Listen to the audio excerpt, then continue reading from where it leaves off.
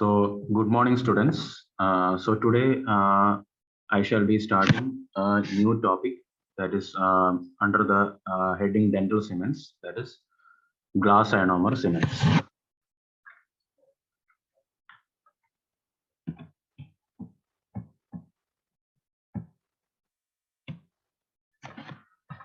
So now coming to the definition of glass ionomer cement. So when I looked at your previous university question papers, like the definition of glass ionomer cements has also been asked as a part of your long essay question. Okay, so when you define glass ionomer cements or the conventional glass ionomer cement that is based on the powder liquid system, the definition that your Anusavis, Phillips Science of Dental Materials, gives is glass ionomer cement is a cement that hardens following an acid-base reaction between fluoroaluminosilicate glass powder and an aqueous-based polyacrylic acid solution. So basically, it means that it is a powder liquid mode of supply where the powder is actually basically glass particles that are composed of alumina, silica, and also fluoride compounds that are acting as fluxes. And also the liquid is actually a solution of polyacrylic acid that is copolymerized with itaconic acid, malic acid, and tricarboxylic acid. Okay, so basically it is a acid-base reaction. The glass powder is actually acting as a base, and it is an acid-base reaction. And as you know that the classification of dental cements based on the mechanism of their setting reaction by Cray, all the dental cements that are setting via an acid-base reaction, they are given that too in an aqueous medium. They are water-based cement given an American Dental Association specification number 96. Okay.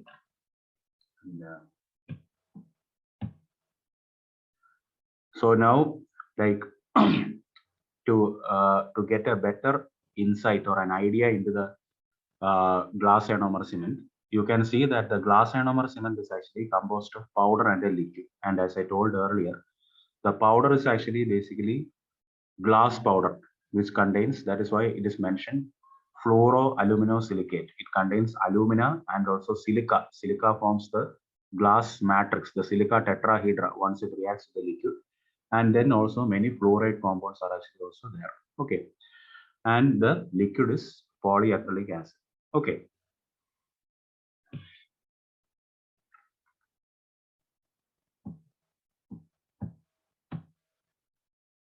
Now coming to the introduction.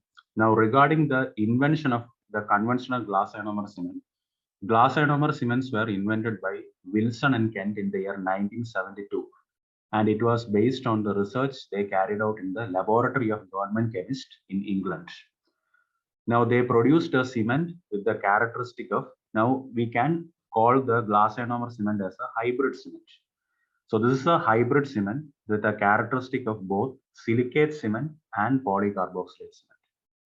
Now, the ideal properties that glass ionomer cement imbibed from silicate cement is actually the translucency of the cement due to the presence of glass particles. Both glass ionomer cement and silicate cement contain glass particles.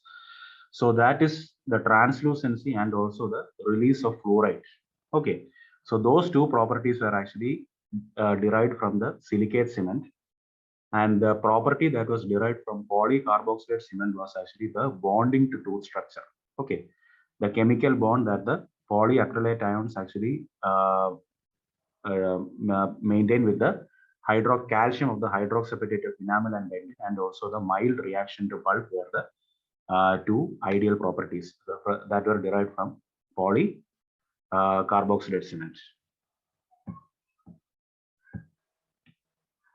So as I told earlier, as you can see this diagram, you can see that this is actually a hybrid cement that is actually formed by combining the powder of silicate cement.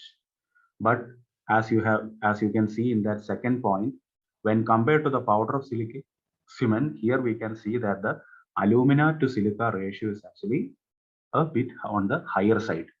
Okay, the ratio of alumina to silica is actually greater when compared to that of silicate cement. The reason is actually basically so as to alumina makes the powder more basic. In the case of silicate cement, the liquid is phosphoric acid. So here we find that it is the polyacrylic acid, which is more weaker acid. So the powder has to be made more basic so that the polyacrylic acid can leach or dissolve the glass particles. Okay. And then, and so this is a hybrid cement that is actually having the properties of the powder of silicate cement and also the liquid of zinc polycarboxylate cement, that is actually polyacrylic acid liquid. Okay. And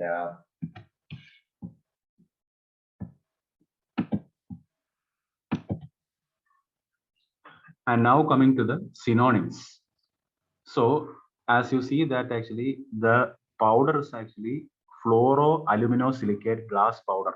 That is glass powder that is containing alumina and silica as the major compounds. So, and the liquid is polyacrylic acid, and that is why they are actually called as aluminosilicate, which denotes the glass component, polyacrylate, which denotes the liquid component. Aluminosilicate polyacrylate cements and aluminosilicate polyacrylate cements or ASPA. Okay. And they are composed of iron leachable aluminosilicate glass particles and an aqueous solution of polyalkanoic acid or polyacrylic acid. Both are synonyms.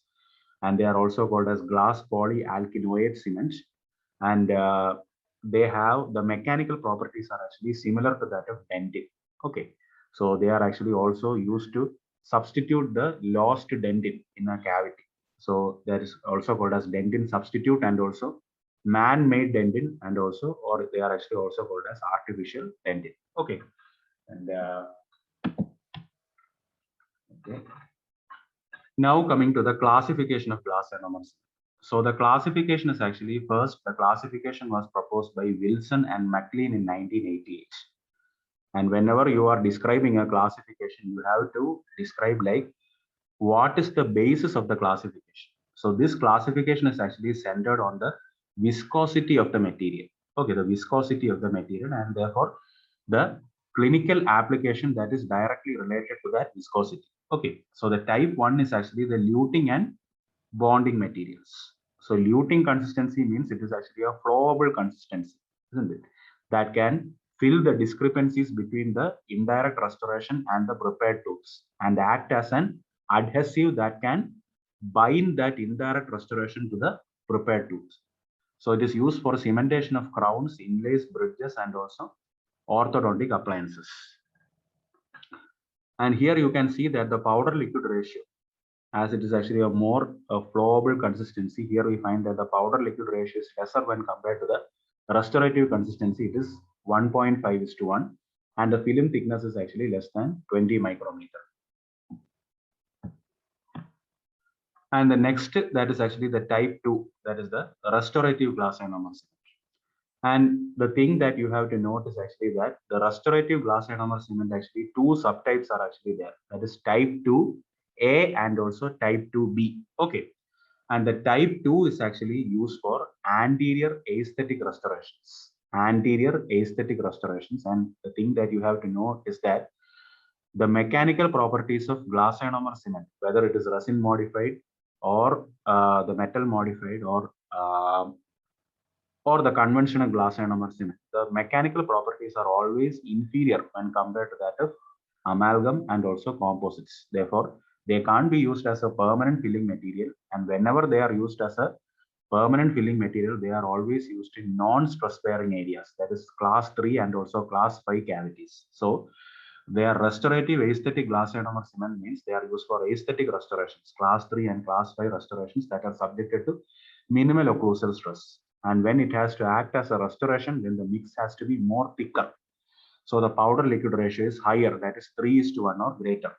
And there is superior physical properties, and also there is a good translucency. Okay, when it is used as an anterior aesthetic filling material, the advantage is actually the translucency. Okay, and also superior physical properties, that is the abrasion resistance, etc. And the anterior aesthetic can be either the conventional powder liquid or the auto cured or the resin modified cement. Okay, and here you can see that the class 5 cavities can actually be restored with glass ionomer cement, either the auto cured or the resin modified variety. Okay, the cavities that are actually involving the gingival third of the facial and lingual surface of all teeth. And they can also be used for class 3 restorations, that is proximal cavities that caries or cavities that are actually prepared on the proximal surface of anterior teeth without involving the incisal lips. That means it is a minimal stress bearing restorations. Okay. And now I told you the type 2 is actually again differentiated into type 2A and also type 2B. So now coming to the type 2B. So the type 2B is actually a reinforced variety, that was introduced so as to increase or enhance the mechanical properties of glass ionomer cement. So this is actually the restorative reinforced glass ionomer cement. So how do they reinforce it? How do they enhance the mechanical properties? That is, metallic inclusions are actually added for reinforcement. So I'll be dealing in detail later with this metal reinforced glass ionomer cement. So basically what they are adding is either they are adding pure silver powder or they are actually adding spherical silver tin alloy particles. Okay, like your amalgam alloy particles, they are actually added to the glass ionomer powder. So that results in a superior strength. It was intended to produce a glass ionomer cement with superior strength, but there was not much increase in mechanical properties. But still, it was intended to produce superior mechanical properties. But at the same time, this inclusion of actually these amalgam alloy particles or this pure silver powder actually mainly resulted in the grayish appearance or the blackish appearance. So that means there is a lack of aesthetics. So here they are actually mainly used in areas where aesthetics are not important. So they can be used as core buildup material in endodontically treated teeth. They can be used to treat root caries and also tunnel restorations. And also, even though metallic inclusions were actually added to increase the mechanical properties, still they can only be used in deciduous teeth. They can't be used as a permanent filling material in permanent teeth. And the powder liquid ratio is 3:1 or greater. Okay. And so you can see that they can be used as a core buildup material in endodontically treated teeth. And here you can see that it is actually also an ideal filling material for root caries. So in these areas, usually the isolation is actually a bit difficult to achieve, and the bond strength of composite cementum is actually also a bit less when compared to that of enamel. So you can see that these glass ionomer cements are actually available as a powder liquid system. Sorry, the capsule system, where it is a pre-proportioned capsule where there is a correct amount of powder and liquid are actually present in the capsule, and that is separated by a diaphragm. Okay, and when you press the plunger, it breaks the diaphragm, and that results in the mixing of the powder and liquid. And then this capsule is actually kept in an amalgamator, and then you have a dispenser gun by which you can actually inject the cement directly into the cavity. And here you can see that the prepared root surface cavity, the cement can be directly injected into the prepared root surface cavity. Okay, and that is actually followed by finishing and polishing. Then, as I told you, here we find that you can see a tunnel preparation where a diagonal tunnel is actually prepared from the occlusal surface to the proximal lesion without undermining the marginal ridge. Therefore, it will be a restoration that is subjected to minimal occlusal stress because it is not replacing the marginal ridge. So that is actually also important. And so I have covered the type 2A and also type 2B. Type 2A, anterior aesthetic restorations, and type 2B, restorative reinforced restorations. And now I am moving on to the type 3, that is cavity liners and bases. Okay. So they can be used as a lining material or a base, that is actually depending upon the powder liquid ratio. Okay, and liner means that the powder liquid ratio will be lesser and it will have a more flowable consistency, while the base will be actually more thicker. Okay, and this can also be either the conventional auto cured or the resin modified can be used. And the powder liquid ratio of 1.5:1 is actually used for lining material and restorative material, and for 3:1 that is actually used as a base beneath the amalgam or composite restorations. Okay, and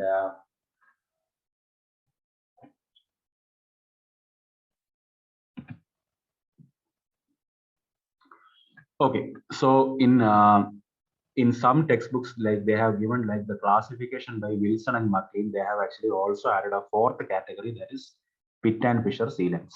Okay. Or in type 3, they have actually added the category fast setting liners and bases and fissure sealants. Okay. So they can actually be used to seal the fissures that are actually harboring the caries producing microorganisms as well as food debris. Okay. Resulting in pit and fissure caries. Okay. And now there is actually also another classification that was actually proposed by Mount and Hume in 2009. That is actually the modern classification. So now if you are looking at this classification, then you can see that there is the first category is the traditional conventional glass ionomer cement. Okay, the first category. And in that, similar to the Wilson and McLean classification, the type 1 is luting. But here you can see that that is the A, and the B, that is the type 2, there is only B, that is type 2, there is only the restorative cements. That means that this category includes only the restorative aesthetic. The type 2 does not include the restorative reinforced. Okay, that's why I have written in a bracket that is type 2A. Okay, and type 3 is liners and bases. And in the second category, we are actually having the metal modified glass ionomer cement. Okay, metal. So in the Wilson and McLean classification, the type 2 had the type 2A and type 2B, but here the type 2 only includes the type 2A, and they have taken out that type 2B and included it as a separate category. That is the metal modified glass ionomer cement, which includes the miracle mix and actually where the amalgam alloy particles and the glass ionomer powder are actually mixed, and the Cermet cement where the glass ionomer cement powder and pure silver powder are actually mixed. Okay, and then they are actually having a third category, that is the light cured glass ionomer cement. That is the hydroxyethyl methacrylate is actually added to the liquid. That is the resin modified glass ionomer cement.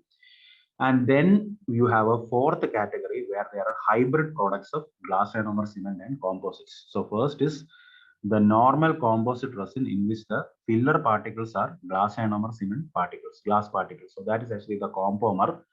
And then you have the same glass particles that are pre-treated with polyacrylic acid. That is the PRG technology. That is, and then incorporated into the composite resin, and that is actually the Iomers. Okay, so this is actually a more broader classification, and that is actually the modern classification that is actually proposed by Mount and Hume. Okay, and now coming to the mode of supply, you can see that the conventional system, that is actually the powder liquid system, and earlier when I explained root caries also, I explained about the capsule system where you have the pre-proportion, that is the correct amount of powder and liquid that is separated by a membrane or a diaphragm, and you press the plunger and you perforate it, and then you can attach the capsule to the arms of an amalgamator, and then using a dispensing gun you can actually directly inject the mixed cement into the cavity. And then you have the two-phase system that is actually using a clicker dispenser, and here you can see that the clicker dispensers usually have a sleeve.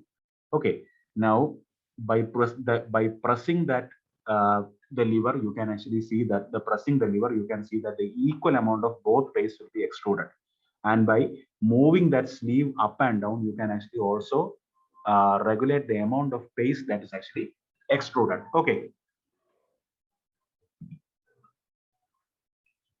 and as you can see that actually small equal amounts can be easily dispensed and mixed for placement in a small cavity, and the quantity of material can be varied by sliding the ceramic colored sleeve up and down the handle. Okay, and